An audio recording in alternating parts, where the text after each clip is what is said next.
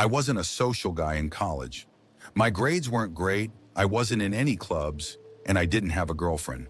I wasn't involved in much, and honestly, I wasn't very happy.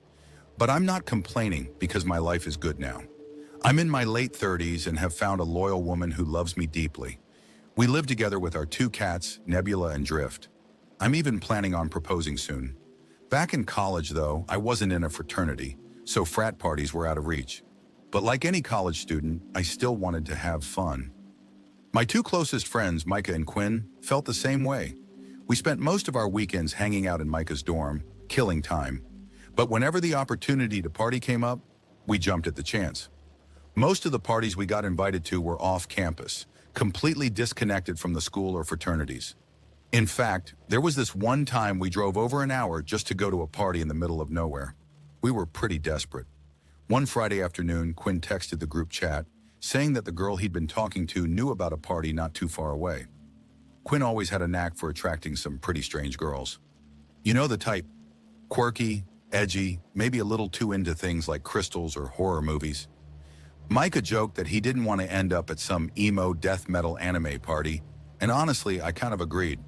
But Quinn was adamant that this would be a normal party. And to be fair, we didn't have anything better going on that night. Micah managed to convince his older brother, Corbin, to be our designated driver. Corbin didn't drink anyway, so he was cool with just hanging out. With everything set, we felt good about the night ahead. As we drove to the party, Quinn started complaining about the girl who had invited him. Apparently, she hadn't responded to his texts for hours, which wasn't too surprising given Quinn's luck with women. He was clearly upset, though, and even started second-guessing whether he should go to the party at all. It felt like he was overreacting. We were already halfway there, so turning back wasn't an option. We told him to suck it up and not let one flaky girl ruin the night. A little while later, Quinn said her profile had completely disappeared from his phone. We all knew what that meant. He had been blocked. Micah and I joked that she probably found another guy to go to the party with, and Quinn sulked for the rest of the ride. When we finally reached the house, we knew right away that we'd made the right choice. The house was enormous, much bigger than the other homes on the street. It looked like the kind of place you'd see in a movie. Quinn wasn't ready to go inside just yet, though. He said he needed a drink to take the edge off, and honestly, Micah and I didn't mind pre-gaming a little ourselves. So we told Corbin to park a bit down the street, and we stood outside the car, cracking open a few beers we'd brought along. While we drank, we watched waves of people going into the house. It looked like a solid party, lots of people, music, and good vibes. Once Quinn was satisfied with his buzz, we decided it was time to head in. The moment we stepped through the front door, I could tell something was off. For one, all the lights in the house were on. Bright overhead lights. Usually parties have more ambient or dim lighting, but this place was fully lit, almost like someone had forgotten to set the mood. Then there was the crowd. Most of the people there were dressed up, like way more formal than you'd expect at a college party. It was like we'd walked into a fancy dinner party or something, not the rowdy, casual atmosphere we were used to. The music was weird too. Instead of the usual hip-hop or party music, they were playing this strange instrumental stuff. It wasn't bad, but it felt out of place. There were no lyrics, just this ethereal, almost hypnotic music. Micah, Quinn, and I looked at each other, confused. Quinn insisted he had no more idea than we did about what kind of party this was. But since we were already there, we decided to make the best of it. The house was fully stocked with alcohol, so we grabbed some drinks and started walking around. A few minutes in, I began to notice something odd. People were glancing at me, but when I looked back, they would quickly turn away, like they didn't want to be caught staring. At first, I thought maybe it was because we weren't dressed as nicely as the others. Our jeans and hoodies definitely stood out in a sea of suits and dresses. Still, I tried to shake off the awkwardness and just enjoy myself. Despite the strange atmosphere, we were actually having a pretty good time. Well, all of us except for Corbin, who looked bored out of his mind. He didn't drink, so he probably wasn't getting the same vibe we were. After a little while, Corbin said he was going to go smoke in his car. We let him go, figuring he'd come back once he was ready to join us again. Not long after Corbin left, a group of girls approached us. This was a first. Normally, we weren't the type of guys to get approached at parties, so we were a little taken aback. The girls were pretty flirty right from the start. which wasn't something we were used to. They joked about an entrance fee to hang out with them, which we thought was funny, until we realized they were being serious. They held up a bottle of tequila, and of course, we weren't going to turn down free drinks. Without thinking much of it, we passed around the bottle, took a few shots, and kept chatting with the girls. Things seemed to be going well. We talked, drank, and danced a bit. It was turning into a solid night. As the night went on, something strange caught my attention. I was standing close to one of the girls, Rhea, when I noticed a peculiar mark on her neck. It was a thin, green line, almost like it had been drawn on with a marker. At first, I thought it might have been a piece of makeup smudged from her face or some kind of birthmark. But the more I looked at it, the more unnatural it seemed. The green color was just odd. I debated whether or not to ask her about it, but I didn't want to be rude or make her uncomfortable, so I kept quiet. Still, once I saw that mark, I couldn't unsee it. Every time I looked at Rhea, my eyes were drawn to that strange line on her neck. I kept telling myself it was nothing, but something about it just felt wrong. After a while, I noticed Micah and the girl he had been talking to heading upstairs. They were laughing and stumbling, clearly looking for some privacy. A few minutes later, I saw Quinn and his girl wandering toward the stairs too. They didn't say anything to me, just waved as they disappeared around the corner. I was left with Rhea, and even though things were going well between us, I couldn't shake the uneasy feeling that had settled in my gut. The music, the lights, the way people were staring, it all felt off. Despite the alcohol, I felt my nerves start to build, and I started sweating.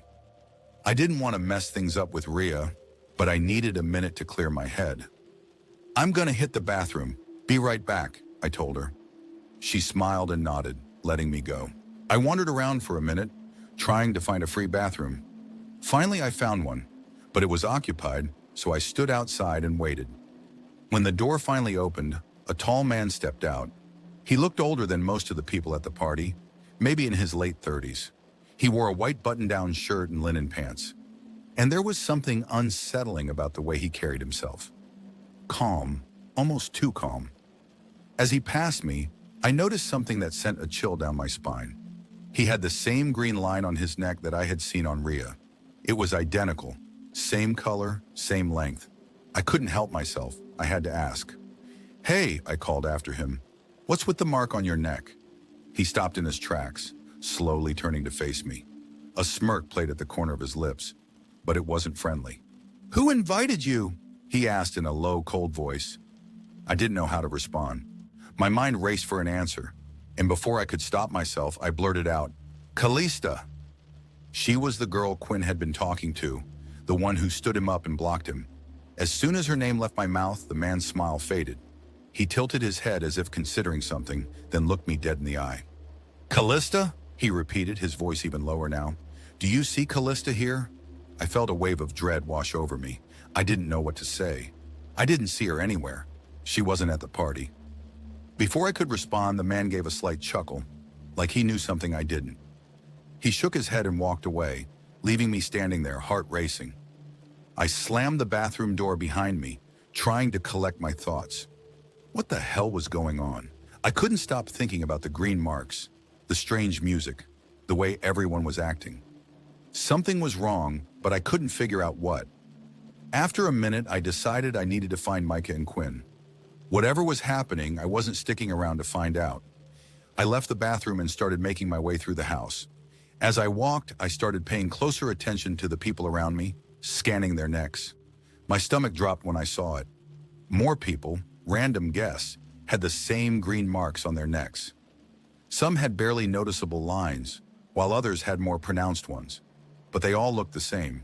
Green, thin, unnatural. I was starting to freak out. I had to find my friends and get out of there. I made my way toward the stairs, hoping to catch Micah and Quinn before things got worse. Just as I reached the staircase, I saw them coming down. They were both grinning, clearly having had a good time upstairs. I grabbed them by their shoulders and pulled them into a quiet hallway. "Guys, we need to go. Now," I whispered harshly. Micah looked at me like I was crazy. "What are you talking about, man? We're having a great time." "No," I insisted. "Something is wrong. Did you notice those green marks on people's necks? I've seen a bunch of them now, and there's this guy. He said some weird stuff about Callista. I'm telling you, we need to leave." They both looked at each other and laughed. "Dude, you've had too much to drink," Quinn said, patting me on the back. "Relax."